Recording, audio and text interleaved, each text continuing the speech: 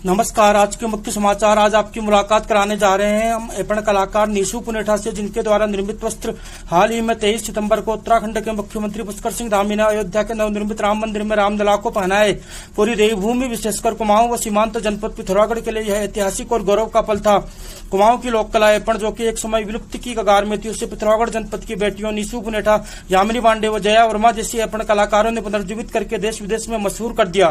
सिलपाटा ग्राम की पुनेठा भवन घंटाकरण निवासी नीशू पुनेठा स्वर्गीय जगदीश चंद्र पुनेठा अब गंगा पुनेठा की पुत्री हैं।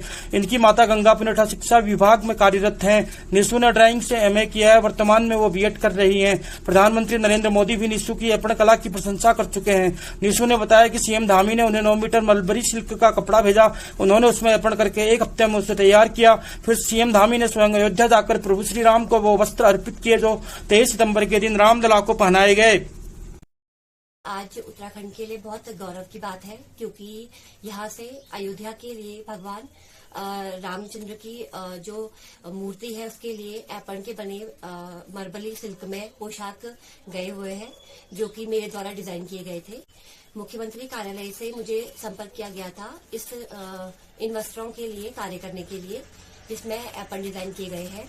2023 में माननीय प्रधानमंत्री जी जब यहाँ दौरे पर आए थे, तो उनको भी मेरे द्वारा भेंट स्वरूप एपण की बनी नेम प्लेट और एक उनकी माता जी की तस्वीर जिसमें एपण डिजाइन किए गए थे वो भेंट की गई थी। माननीय प्रधानमंत्री जी ने मुझे इस प्रयास के लिए बहुत बहुत बधाई दी।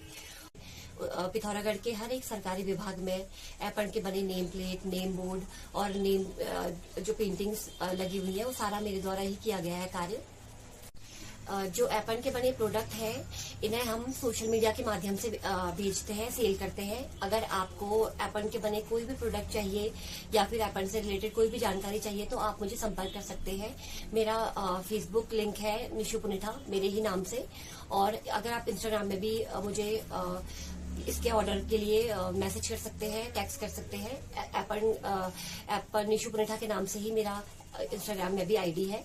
जाग उठा पहाड़ संगठन के द्वारा समाजसेवी अमन खड़ायत के जन्मदिन के अवसर पर आज जिला अस्पताल में भर्ती मरीजों को फल वितरित किए गए। संगठन के संयोजक राज्य आंदोलनकारी और समाजसेवी गोपू महर ने कहा कि हमारे आदर्श फिल्म अभिनेता नहीं बल्कि अमन फाउंडेशन के अध्यक्ष रियासी गांव के अमन खड़ायत जैसे वास्तविक समाजसेवी होने चाहिए।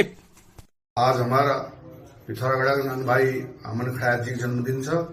ये जन्मदिन अवसर पर समस्त जाग उठा पहाड़ परिवार तर्फबाट अमन भाई बहुत बहुत शुभकामना छन्। जस प्रकारले अचरन एक ट्रेंड चल्यो ठुल सेलिब्रिटी को जन्मदिन हमारे युवा मनोनयन हमारे पहाड़ में परंपरा चल रहा है।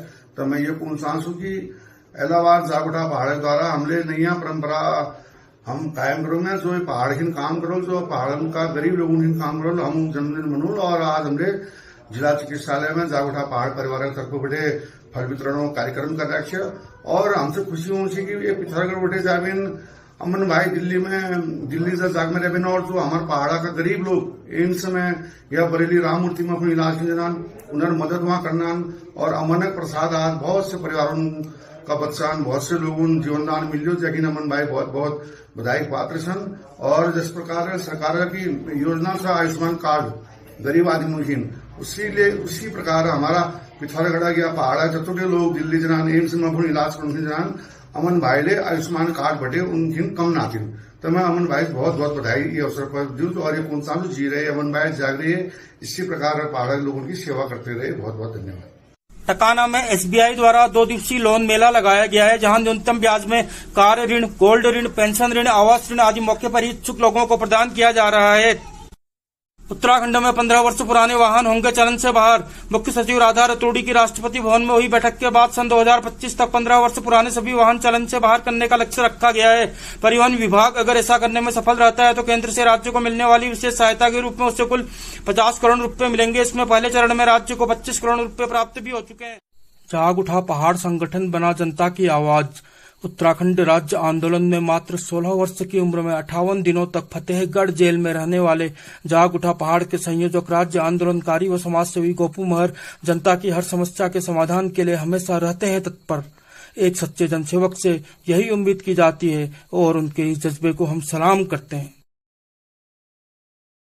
मुख्यमंत्री पुष्कर सिंह धामी के नशा मुक्त देवभूमि अभियान के तहत थानाध्यक्ष डीडीआर सुरेश कंबोज के नेतृत्व में अपर उप निरीक्षक Pradeep Mishra, head constable Pradeep Giri, head constable Jagmal Singh, constable Prithvipal, constable Ashish Chaturvedi, home guard Kundan Ram ने ग्राम आकोट व भूमियाथल में अवैध भांग की खेती को नष्ट करने के दौरान 6 नाली भूमि में सैकड़ों पौधों को मौके पर ही नष्ट किया। इस दौरान पुलिस टीम ने ग्रामीणों को नशे के दुष्परिणाम बताते हुए नशा न करने के लिए प्रेरित किया। उत्तराखंड सरकार ने ये जो भांग की खेती है, ये मादक पदार्थ जो है हमारे नशीले ड्रग्स में आते हैं, तो लोगों का हमारे पहाड़ी लोग इस चीज को ये भांग से चटनी बनाते थे, बीज का काम उपयोग लेते थे, लकड़ी जलाने के काम आती थी, रस्सियां जो है रस्सी बनती थी रेशों से।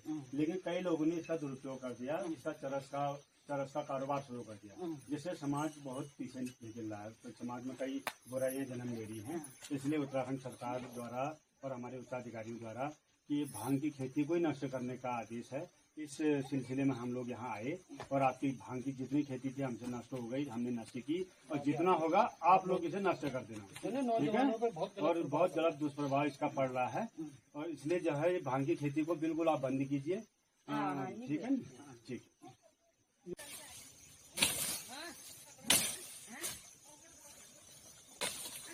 जिलाधिकारी विनोद गोस्वामी ने आज चंडाक रोड स्थित निर्माणाधीन जिला कारागार का स्थलीय निरीक्षण किया। उन्होंने ब्रिटकुल व कार्यदायी संस्था उत्तराखंड पेयजल निर्माण निगम के अधिकारियों को जल्द से जल्द जेल का निर्माण कार्य पूर्ण करने के निर्देश दिए। निरीक्षण में सीओ परवेज अली, राजस्व उप निरीक्षक विजय पंत, पेयजल निगम व ब्रिटकुल के अधिकारी उपस्थित थे।